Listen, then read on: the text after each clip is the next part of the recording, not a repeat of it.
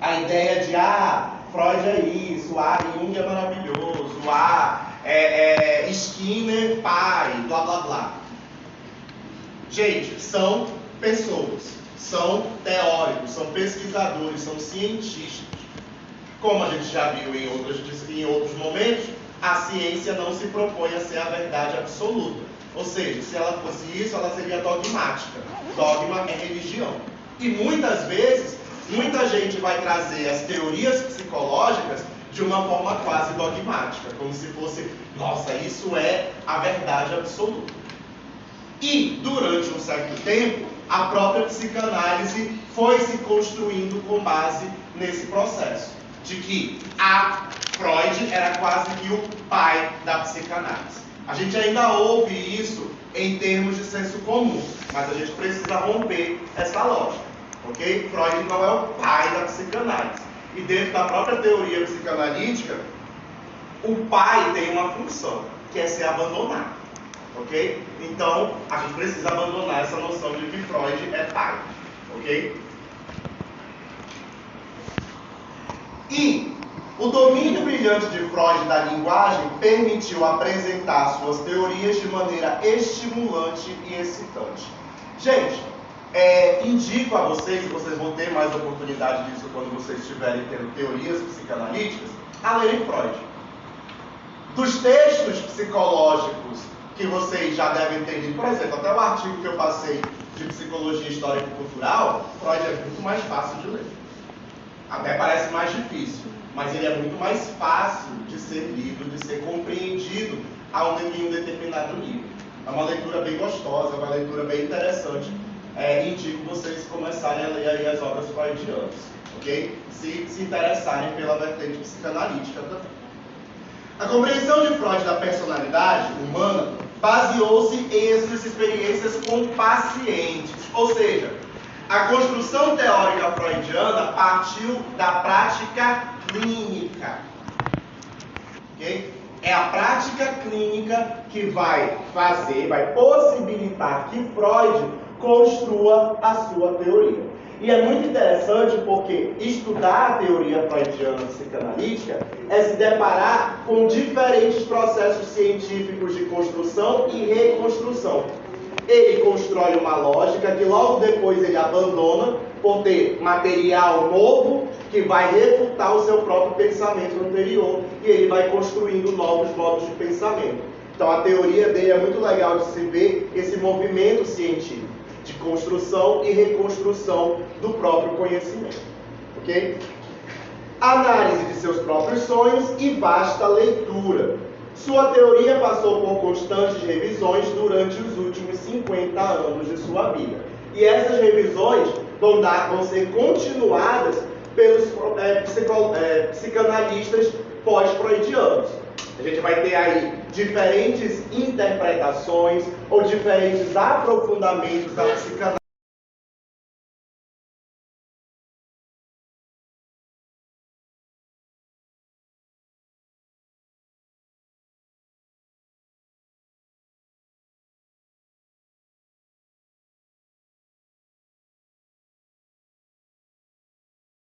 Sociedade. Todo mundo pode nunca ter ouvido falar de psicologia, mas em algum momento já ouviu falar de Freud. Né? Freud explica. Né? E a ideia aí é que muitas vezes é colocado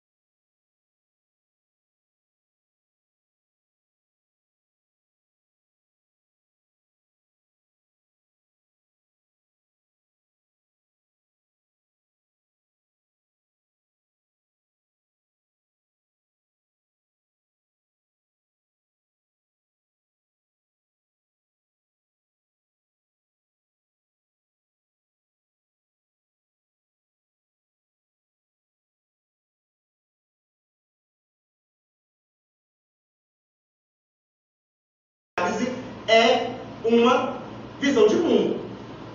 A gente não faz apenas psicanálise, a gente vive uma visão de mundo que permite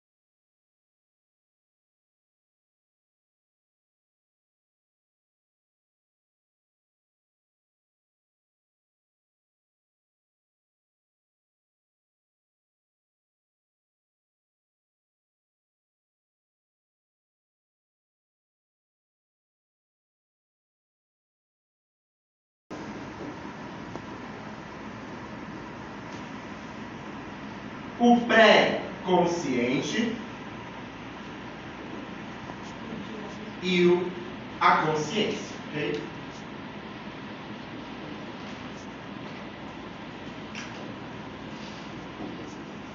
Então, esses três locais, vamos dizer assim, que Freud teoriza naquele momento, seriam responsáveis por conter toda a vida psíquica do sujeito.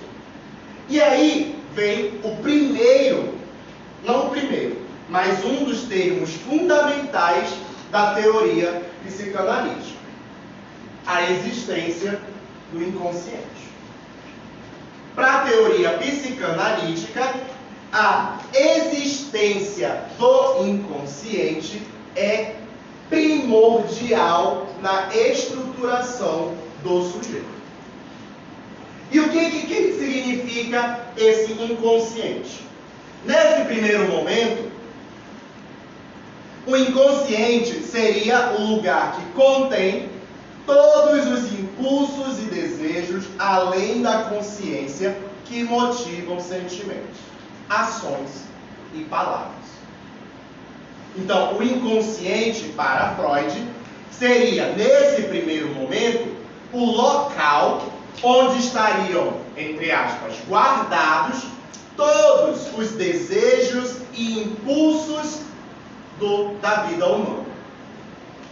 Inclusive, os impulsos que, como eu disse, eram característicos da própria humanidade também.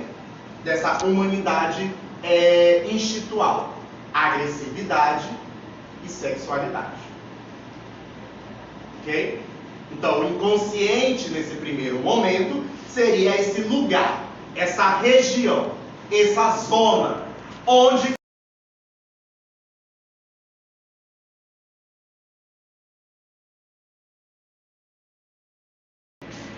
então, se a gente for parar para pensar, nessa lógica, o que compreendemos é que todo sujeito teria em sua constituição ainda os processos primários, ou não primários, mas os processos primitivos da nossa espécie. E aí vem de um ponto de vista bem biológico mesmo, da teoria evolucionista, ok? Se a gente for parar para pensar nos nossos primeiros antepassados, eles eram, naquele momento, ainda naturais, animalescos, e usavam dessas questões para sobreviver. Então, a violência, a agressividade, a reprodução eram aspectos fundamentais dos nossos ancestrais. É isso que permitiu com que a gente sobrevivesse. Num mundo inóspito, num mundo totalmente perigoso, não ter essas características culminaria na nossa própria extinção. E isso não se perdeu para a ideia psicanalítica. Isso permanece como fruto e parte da nossa própria constituição. Outros processos vão surgir para que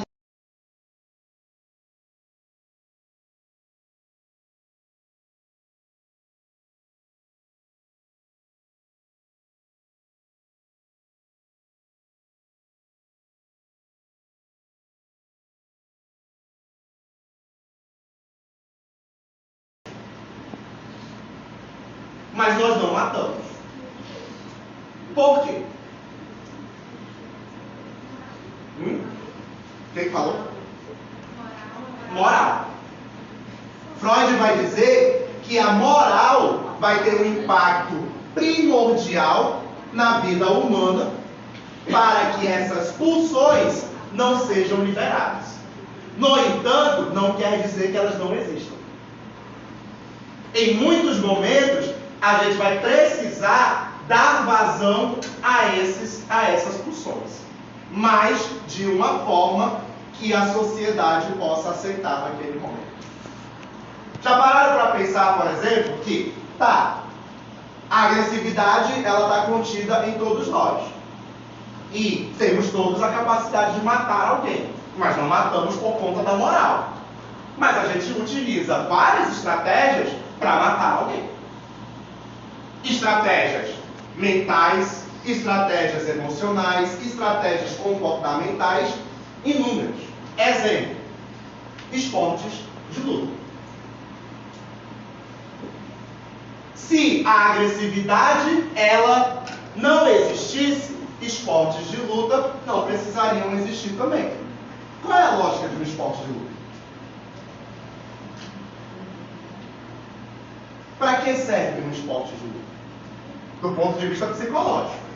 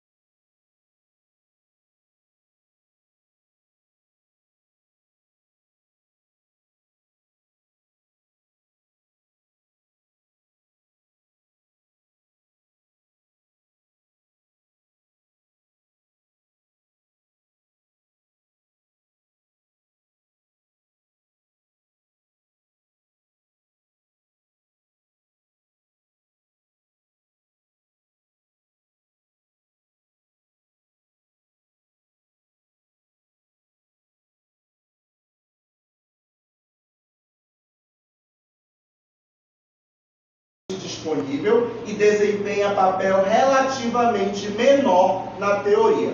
O que seria então o consciente? A vida consciente, os processos mentais superiores nas outras teorias psicológicas. Pensamento, linguagem, atenção, memória, percepção. É o que vocês estão fazendo agora. Isso está na vibe, isso está na lógica do consciente em algum nível. Vocês estão conscientes do que está acontecendo nesse momento. Pelo menos espero eu. Ok? A partir da percepção, que vem através dos órgãos do sentido, através do pensamento, que tenta elaborar o que vocês percebem, através da atenção, ao escutar essas palavras ou prestar atenção naquilo que vocês estão fazendo no momento. Tudo isso seria parte do consciente. E como vocês viram, para Freud, teria nesse momento um papel menor na construção do sujeito. Para Freud, as bases da constituição da personalidade humana são, em grande maioria, em grande proporção, resultados da vida inconsciente. Ok? Então, essa é a lógica que vai reger uma compreensão que todos nós já tivemos em algum momento. Que é: por que eu fiz aquilo que eu fiz? Quem já não se pegou pensando nisso? Por que eu fiz aquilo que eu disse, eu pensei, eu desejei, eu disse desejar, eu disse que eu não iria fazer, mas acabei fazendo? Ou o inverso. Por que eu não fiz aquilo que eu queria fazer? A lógica do inconsciente seria pautada nessas duas premissas. A lógica de que, muitas vezes, o nosso comportamento, as nossas ações, as nossas emoções, o nosso pensamento não condiz com aquilo que eu digo querer ou não querer, que seria a vida consciente. Eu sei que isso está me fazendo mal, mas eu não consigo sair disso. Eu sei que aquilo seria melhor para mim, mas eu não consigo me mover em direção àquilo tão facilmente. O que me prende? O que me impede? O que me retém nisso? Para Freud, isso é produto do inconsciente. E Freud vai dizer justamente isso, que o inconsciente é responsável pela função humana, em sua maior proporção. Que a maior parte daquilo que somos tem um componente inconsciente marcante. Muito maior do que os aspectos conscientes. Então, por que eu gosto de tal coisa e não gosto de tal coisa?